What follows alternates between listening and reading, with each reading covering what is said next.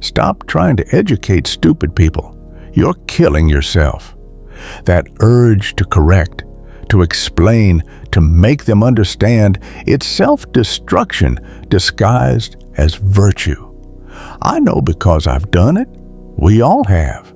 You're sitting across from someone confidently wrong. Your facts are lined up. You deliver the perfect logical takedown. They blink, then repeat the exact same stupid thing. You walk away exhausted, questioning your sanity. They're completely fine. Why? You're playing chess. They're throwing rocks, and you're confused why they won't follow the rules. Here's what nobody tells you. That confusion, it's by design. They're not confused. You are. Today, I'm showing you why the most dangerous minds stopped arguing and started winning. This isn't theory. This is survival. Let me paint the picture. Boardroom, family dinner, comment section. Someone speaks with absolute certainty about something they fundamentally misunderstand. Your brain maps the flaws. You present your case. Clean, logical, unassailable. They stare, then repeat their point louder, like volume compensates for vacancy. You just lost. Not the argument, you lost time, energy, years off your life to someone not playing the same game. Here's what's happening. Kahneman divided the brain into two systems. System 1, fast, emotional. System 2, slow, logical. Stupid people are prisoners of System 1. They feel an emotion, attach an opinion, call it fact. You're trying to use System 2 on them. Nuance, data, probability. It's a translation error. You're speaking calculus to a hungry dog. The dog wants to feel something. The cruelest part, you're doing all the work. You burn energy crafting perfect arguments. They spend zero energy refusing to accept them. They don't outsmart you. They outlast you. They drag you into the mud and wait for you to tire out. Think about that. Next time you can't sleep replaying an argument. They're sleeping fine. This isn't new. Schopenhauer saw it 2 centuries ago. He wrote, "Truth is defenseless against stupidity, not sometimes loses. Defenseless, no weapons. Logic doesn't work because logic isn't the problem." Schopenhauer watched intelligent people destroy themselves, reasoning with people who had no interest in reason. Flawless arguments. Fools nodded, then proceeded exactly as before. Why? People don't argue to find truth. They argue to establish dominance. When you introduce logic to a fool, they don't see a learning opportunity. They see a threat to their ego. And the human ego will burn down the entire world before admitting it's wrong. Let that sink in. Burn down the entire world, including you. Schopenhauer called it the will, the blind, irrational drive governing human behavior. The intellect serves the will, always. You think you're having a rational debate. They're having an emotional war. You're losing because you brought a whiteboard to a gunfight. So what do? If logic is useless, reason is a trap. How do you win? You don't fight them. You weaponize them. Most know agree to disagree. Weak, passive, still drains you.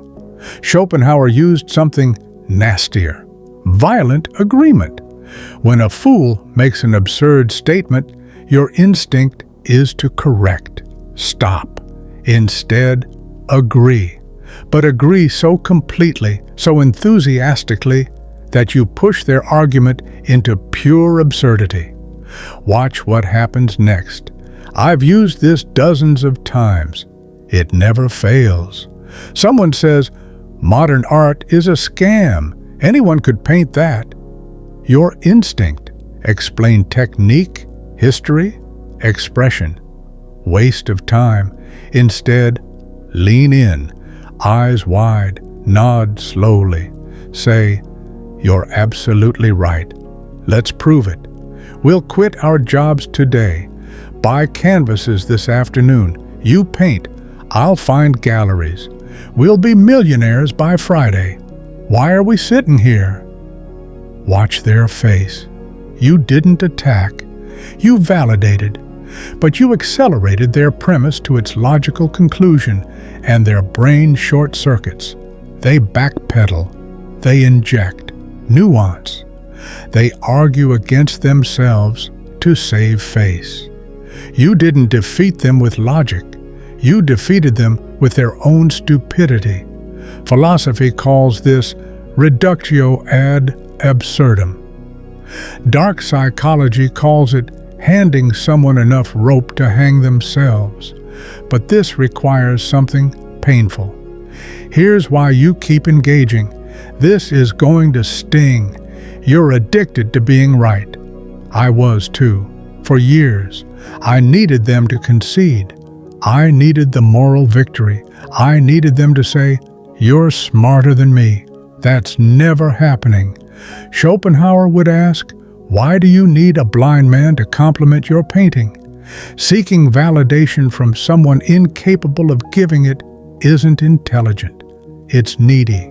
You're handing them the remote to your nervous system and wondering why they keep changing the channel. The fool's opinion of you is a misdiagnosis. They're not qualified to assess you. Stop submitting for evaluation. Let them be wrong. Let them walk into walls with their flawed maps. It's not your job to save them. It's your job to protect yourself from them. This leads to something darker. You think ignoring them is enough. It's not. Stupidity is contagious. Cognitive load theory says your mental bandwidth is limited. Interacting with highly irrational people makes your brain work overtime. Predicting reactions, suppressing frustration, walking on eggshells. This sustained cognitive taxation degrades your decision-making. You become irritable, make poor choices, lose creative edge. You're letting a parasite feed on your intellectual capital. Schopenhauer was called a misanthrope, but he was just ruthless about his mental diet. He wrote The Porcupine Dilemma. On a cold night, porcupines huddle for warmth, but their quills prick each other, forcing them apart.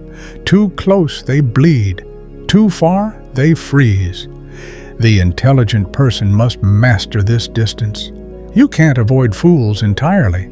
They're your managers, clients, family. But you must establish a psychological quarantine. When forced to interact, don't bring your authentic self. Bring an avatar. The avatar is polite.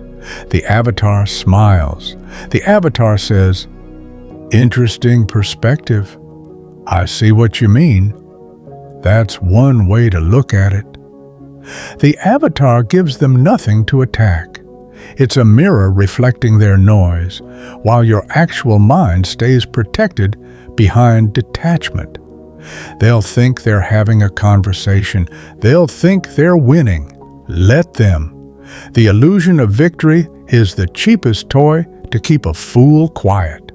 Now, what happens when the fool controls your paycheck, your promotion? This is where most advice fails. Just ignore them doesn't work when they sign your checks. A fool with power is the most dangerous animal on earth. They sense, on a primal level, that they're outmatched by the minds around them. They don't process this as a need to learn. They process it as a threat to survival. If you display brilliance, you're not proving worth. You're holding a mirror to their inadequacy. And a fool with power will shatter the mirror to avoid the reflection. They won't attack your intelligence directly.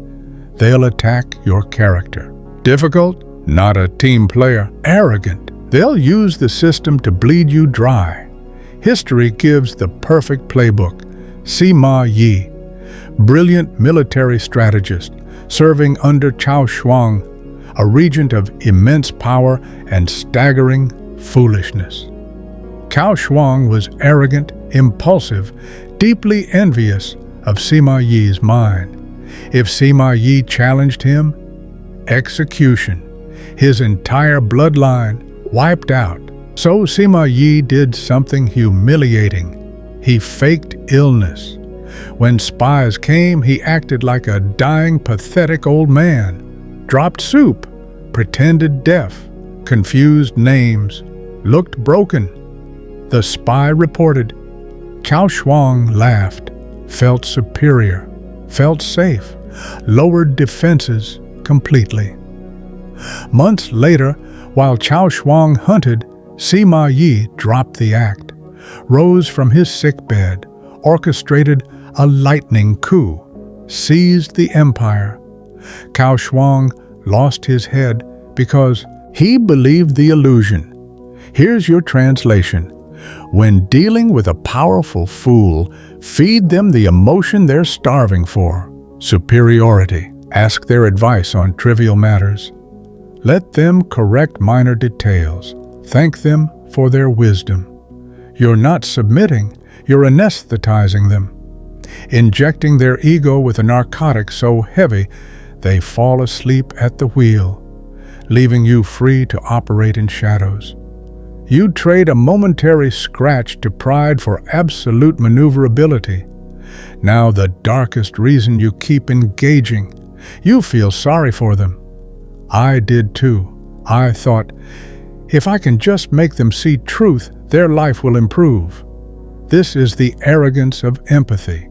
You believe you're savior of the ignorant. Dunning and Kruger revealed the cruelest joke. The skills required to be competent are the exact skills required to recognize competence. Therefore, the profoundly incompetent lack the mental equipment to even realize they're incompetent. They're trapped in a fortress of unearned confidence, completely blind to their deficits. You cannot save them. They don't want saved. They enjoy the fortress. It's warm. It protects them from the terrifying complexity of the real world. When you try dragging them into harsh truth, you're not a healer. You're an invader. And they'll fight with the ferocity of a wild animal defending territory. Look at your life. The chronically broke friend who refuses to change but argues economics. The toxic family member creating endless drama but insisting everyone else is the problem. How many years spent trying to fix them with logic? How many hours of sleep lost? They haven't changed 1 degree. But you've aged, grown cynical, grown tired. Your empathy is funding their delusion. What happens when you finally stop? When you drop the rope, stop explaining, simply observe the circus without participating? You experience a terrifying shift. You realize how much your identity was wrapped in being the smartest person in the room. How much you relied on debating fools to feel alive. Most intelligent people surround themselves with lesser minds intentionally. It's safe, easy to look like a genius surrounded by idiots. But Schopenhauer warned, a man of high intellect who fraternizes with the vulgar will eventually be dragged down to their level. The mind adapts to environment. If you spend days arguing trivialities, your mind becomes trivial. You must withdraw, not physically, mentally. Emotional quarantine. Become comfortable being misunderstood. Fools will misinterpret your distance, call you arrogant, say you've changed. Let them. Their judgment is based on a flawed premise. Why should a flawed mind's judgment affect a sharp one's peace? Imagine walking through an asylum. Patients point and call you crazy. Do you stop to debate? Pull out medical charts to prove sanity? No, you keep walking. Their reality is distorted. The world is a larger asylum. Same principle. When a fool insults you, it's not an insult. It's a misdiagnosis. When they reject your idea, it's not failure. It's confirmation your idea is beyond their reach. This detachment isn't coldness, it's clarity. In chess, grandmasters resign. They see an unwinnable position and tip their king. They don't play out the last 20 moves. They save energy for the next game. Learn this. Not every argument deserves participation. Not every fool deserves energy. Schopenhauer wrote, "To engage with a fool is to halve your intelligence and double your exhaustion." Do the math. Is it worth it? We've glorified debate, the intellectual warrior dismantling opponents with sharp logic. But look closer. Nothing is ever resolved. The opponent never yields. The audience cheers for the side they already agreed with. It's theater, played for applause. The truly dangerous don't play for applause. They play for outcomes. Intelligence is knowing you're right. Power is not caring if they know it. Intelligence is winning the argument. Power is winning the objective while they think they won. Adopt the mindset of an architect navigating a world of toddlers. You don't ask toddlers for permission to build. You don't explain load-bearing capacity. You give them a toy to distract and pour concrete while they're looking away. This is the ultimate application. Accept the world as it is, dominated by irrationality, driven by emotion, hostile to truth. Don't complain. Don't try to fix it. Exploit it. When you know people operate on ego, use their ego to steer. When you know they're blind to logic, use their emotions to guide. When you know they're starving for validation, feed just enough to keep them compliant. You become the invisible hand. They think they're deciding. They think they're in control. But every choice is within parameters you silently constructed. This is the transition from intelligence to power. You click this video exhausted, tired of constant friction, endless circular conversations, feeling like you're losing your mind injecting reason into an unreasonable world. You thought the solution was a better argument, sharper facts, more persuasive tone. Now you know the truth. The solution is surrender, not to them. Surrendering your need to change them. The moment you let go of being understood by people incapable of understanding, the weight lifts. Exhaustion vanishes. You watch them speak, and instead of anger, calm clinical observation. You see cognitive biases in real time, the fragile ego defending itself. It becomes predictable, and what's predictable can be managed. You're no longer a participant in their chaos. You're the observer. But here's what keeps me up at night. Everything I just told you, the detachment, manipulation, strategic surrender. What if it's wrong? What if by dealing with stupid people this way, you're becoming one of them? Think. The people who changed the world, who actually moved humanity forward, they didn't gray rock. They didn't play Avatar. They stood in the town square and shouted until someone listened. They got arrested, executed, canceled. So here's the question I can't answer. You answer in comments. Is it intelligence to preserve peace by opting out of the fight? Or is that just cowardice dressed in a psychology degree? Because if everyone intelligent opts out, who's left to run the world? The fools. That's who. Comment, I fight. If you believe in engaging, standing ground, correcting wrong even when it costs. Comment, I walk if you protect peace at all costs. If there's a third option, a way to fight without being drained, put it down. This conversation isn't over. Comments are where the real war happens. I'll see you there. One last thing.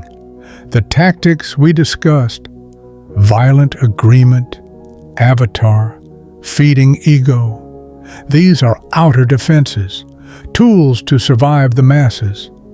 But what happens when you encounter a mind that's not a fool, but a predator? Someone who sees your strategy and mirrors it back? The rules change entirely. There are concepts governing that level of psychological warfare, things I can't say publicly without censorship. The algorithm suppresses the most powerful information. If you're still here, you're not like the others. Subscribe. But if you want what's hidden, strategies for dealing with actual predators, not just fools, click join. Step into the architect level. Most won't. That's the point.